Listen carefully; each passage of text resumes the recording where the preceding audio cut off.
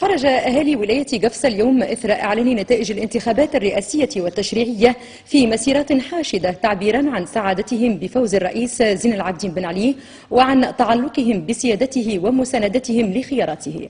عبد الرزاق الطبيب. رقصات الفرح والابتهاج بفوز من جددوا له الثقة كي يواصل مسيرة التنمية والتقدم وكسب رهانات المستقبل. فوز الرئيس زين العابدين بن علي في الانتخابات الرئاسية دفعهم بالخروج إلى شوارع ولاية قفصة تعبيرا عن سعادتهم واحتفالا بالحدث. احنا كنا فرحانين كمواطنين كقفصة كشعب تونسي، فرحانين بسيادة الرئيس لأنه يستحق الخير. الإنجازات اللي عملها في قفصة وفي بقية الولايات تتحدث عنها، والعالم ما يشهد بالرئيس نتاعنا. شفنا البارح في التلفزة وشفنا الوفود اللي جايه من الخارج وكلهم يقروا بأن تونس ما يقدها كان الرئيس. فرحانين به وإن شاء الله ربي يطول عمره وكنا معاه وربي معاه. جيت اليوم حبيت نعبر على الفرحة نتاعي بمناسبة تجديد الثقة في سيادة الرئيس وباش نواصلوا معاه المشوار. اليوم هي فرحة شعب، فرحة الجمهورية التونسية كافة. وبهذه المناسبة الكريمة نهنوا السيد الرئيس صانع مجد تونس وعزتها بهذا اليوم التاريخي الحافل بكل البهجة والأفراح، أفراح الشعب وأفراح الأطفال والنساء. ولم تقتصر معالم الفرح عند تنظيم المسيرة الحاشدة، بل تواصلت أفراح أهالي قفصة من خلال إحياء حفلات موسيقية تواصلت إلى ساعات متتالية عبر أثناءها الأهالي مجددا عن التفافهم وتمسكهم بالخيارات الصائبة للرئيس زين العابدين بن علي. كما شارك أهالي ولاية تطاوين في مسيرة حاشدة للتعبير عن فرحتهم وتعلقهم برئيس الدولة لمواصلة قيادة مسيرة تونس نحو مزيد من التقدم والنماء. ليليا ذكر هلال وخميس بوبتان.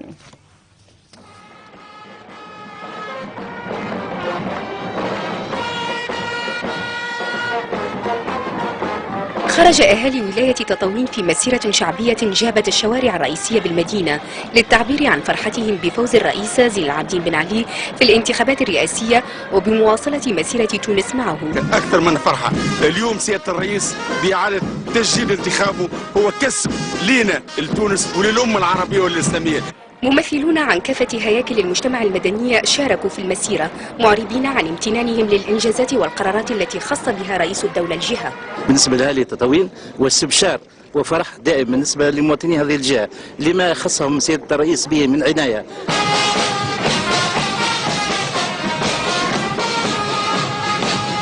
هي فرحة عارمة لدى أهالي تطاوين لإجماعهم على أن الولاية تغير مشهدها بفضل ما تحقق لها من مكاسب وإنجازات في عهد التغيير. أهالي ولاية صفاقس خرجوا كذلك في مسيرة حاشدة للتعبير عن بالغ سعادتهم بإعادة انتخاب الرئيس زين العابدين بن علي رئيسا للجمهورية ولتأكيد مساندتهم لتوجهاته الثابتة. قيس هماني. عزف ورقص وهتافات في مسيرة ابتهاج بنتائج الانتخابات جابت شوارع صفاقس.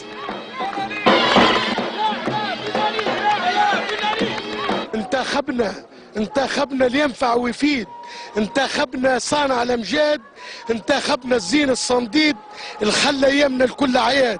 فرحة كبيرة بالنسبة لي نحن كجهة صفاقس ككل، بالنسبة للتجمع الدستوري الديمقراطي معنا توسية الرئيس زين العابدين بن علي اللي رعاه كل الناس من رياضيين مسؤولين من تجمعين من معناتها الشيء اللي قاموا اللي قدموا، هذا واجب علينا باش نكونوا معاه.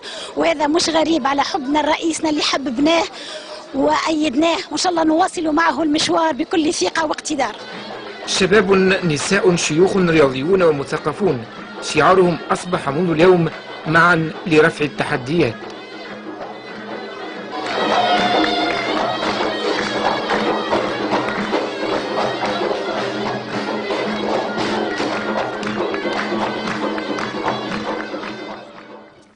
كما خرج أهالي ولاية مدنين صباح اليوم وجابوا الشوارع الرئيسية للمدينة تعبيرا عن فرحتهم بإعادة انتخاب الرئيس زين العابدين بن علي في الانتخابات الرئاسية وعن تأييدهم الواسع لتوجهاته الرائدة. ميمون التونسي وشادية خفير.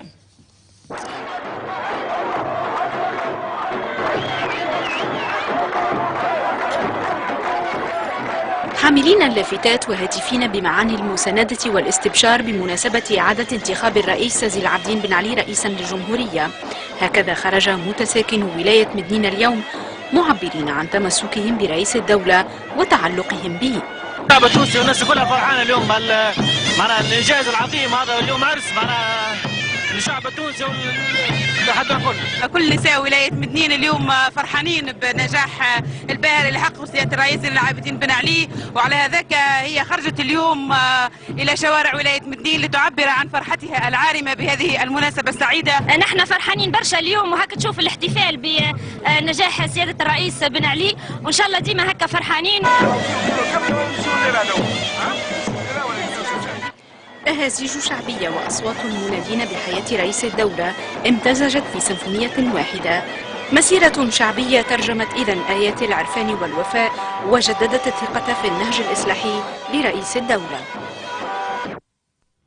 وقد أصدر الديوان السياسي للتجمع الدستوري الديمقراطي بيانا عبر فيه عن الاعتزاز العميق بمناسبة إعادة انتخاب الرئيس زين العابدين بن علي رئيسا للجمهورية، مشيدا بالمناخ الحضاري والديمقراطي الذي جرت فيه العملية الانتخابية.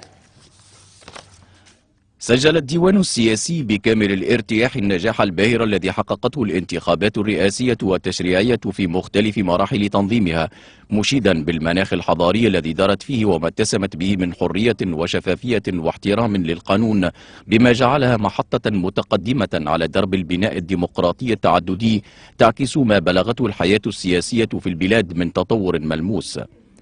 كما أشاد الديوان السياسي بما شهدته هذه الانتخابات في الداخل والخارج من إقبال واسع من قبل الناخبين والناخبات على صناديق الاقتراع، مبينا أن في ذلك خير تجسيم لوعي الشعب ونضجه ولتشبعه بقيم المواطنة وروح المسؤولية، وخير دليل على تفاعله الصادق مع خيارات التغيير وإنجازاته وعلى إدراكه لحجم الرهانات الواجب كسبها بقيادة الرئيس زين العابدين بن علي في ظل برنامجه الشامل للفترة القادمة. وأعرب الديوان السياسي عن خالص شكره وتقديره لكافة مناضلي التجمع الدستوري الديمقراطي ومناضلاته في الداخل والخارج، ولجميع أعضاء لجان المساندة ومختلف هياكل المجتمع المدني لما بذلوه من جهود مكثفة ساهموا بها في النجاح الكبير الذي حققته حملة الانتخابات الرئاسية والتشريعية. وأضاف البيان أن الديوان السياسي إذ يعتز بفوز قائمة التجمع في جميع الدوائر الانتخابية، فإنه يرى في هذا النجاح الباهر تأكيدا متجددا لمكانة الحزب المتميز في الساحة الوطنية ولما يحظى به التجمع من ثقة متواصلة لدى المواطنين باعتباره الحزب الجماهيري الكبير المؤتمن على رسالة التغيير والحريص على تحقيق طموحات الشعب وتطلعاته بقيادة الرئيس زين العابدين بن علي. وأعرب الديوان السياسي عن بالغ اعتزازه بالمشاركة المكثفة للمرأة التونسية في الانتخابات الرئاسية والتشريعية، وثمن المساهمة المتميزة للشباب في إنجاحها باعتباره رمز المستقبل ومحط الآمال.